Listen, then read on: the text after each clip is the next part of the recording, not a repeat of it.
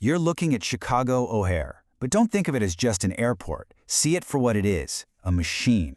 A precision instrument of steel, radar, and human sight, all built on one single principle: see everything. It's like a cathedral of commerce, where every single move is tracked, every variable is accounted for, a place where being blind, well, that's just not an option. But on this day, the system failed. The machine that was built to see absolutely everything saw nothing. And the official silence that came after, well, that was louder than any jet engine. It all kicks off on the tarmac. You've got a ramp agent, he's just pushing back United Flight 446. A routine day. But then he looks up, and that whole perfect ticking clock of O'Hare, it just stops cold. Because there's something hanging in the sky, right where nothing's ever supposed to be. What they saw, it just shouldn't have been possible. There was no sound at all. Just this dark, metallic disc hanging in the air, perfectly still, right underneath a 1,900-foot ceiling of clouds. You know, it wasn't a plane, it wasn't a weather balloon or a bird. It was something else entirely. And look, this wasn't just one person's story. We're talking about a dozen people, a dozen United Airlines employees, pilots, mechanics, supervisors. These are professionals, folks whose lives literally depend on knowing what's supposed to be in the sky, and they were all staring at the same unbelievable thing. So, the word starts moving up the chain of command. It goes from the ramp to the United supervisor, and then a call gets placed. A call to the one place built to see it all, right? The FAA control tower. And that's it. That's the official response. Not protocol, not an investigation, just laughter. A joke. The very system that's built to keep our skies safe dismissed a direct report from trained professionals on the ground as if it were a prank call. So while the tower is having a good laugh, the object decides to leave. And it didn't just fly off. No, it shot straight up. A silent, instantaneous burst of speed that just rips the physics rulebook to shreds. And get this, it left behind evidence. A perfect, cookie-cutter hole punched right through the overcast sky. Physical proof that it was there, that it had interacted with our world. A wound in the clouds that just stayed there for several minutes before it finally closed up. So in the days that followed, the official story got locked in. The FAA, they called it a weather phenomenon. United Airlines, they claimed to have no record of any such report. Hey, it wasn't on the radar, so I guess it just didn't happen. Case closed. But you see, the case wasn't really closed. A reporter for the Chicago Tribune, John Hilkovich, he starts hearing whispers. He knew something was being buried. So he did what good reporters do. He filed a Freedom of Information Act request. He wanted to hear the tapes from that tower.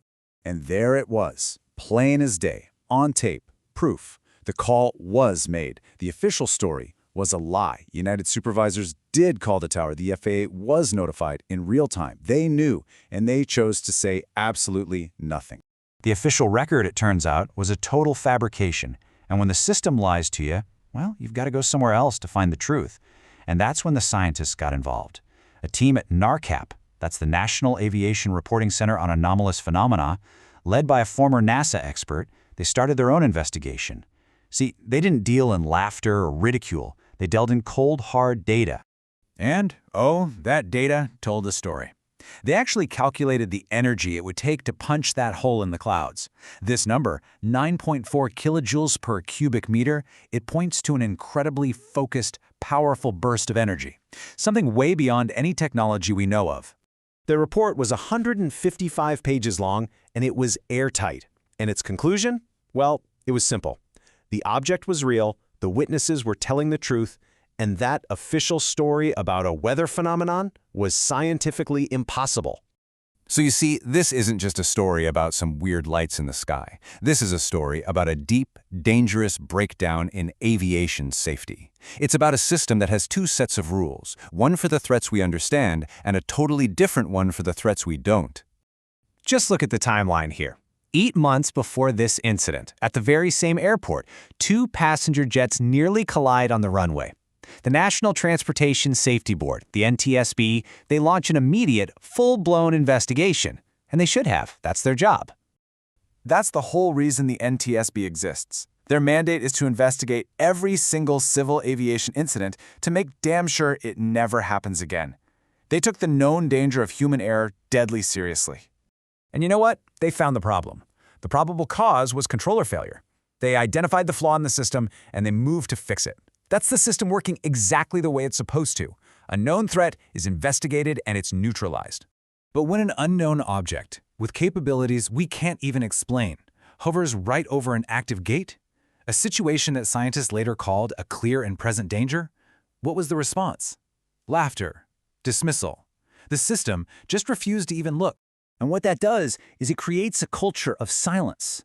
It sends a dangerous message to every pilot, every controller, every single worker on the ground. It is better for you to say nothing than to report something that might make someone in a suit uncomfortable. And a silent system? That's a broken system. Just listen to the words of the professionals who were actually there. Their whole careers are built on what they see, on reporting the truth. They know what belongs in the sky over Chicago, and they knew for a fact that what they saw did not. So let's be absolutely clear about this. The real story here isn't about what was in the sky. It's about the failure that happened on the ground. The event was real. The testimony from over a dozen aviation pros proves it. And the official denial? Well, that proves something else entirely.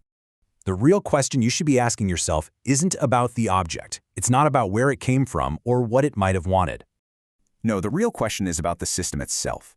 If the people in charge are willing to deny, to ridicule, and to bury a clear threat to public safety at one of the busiest airports in the world, what else are they not seeing?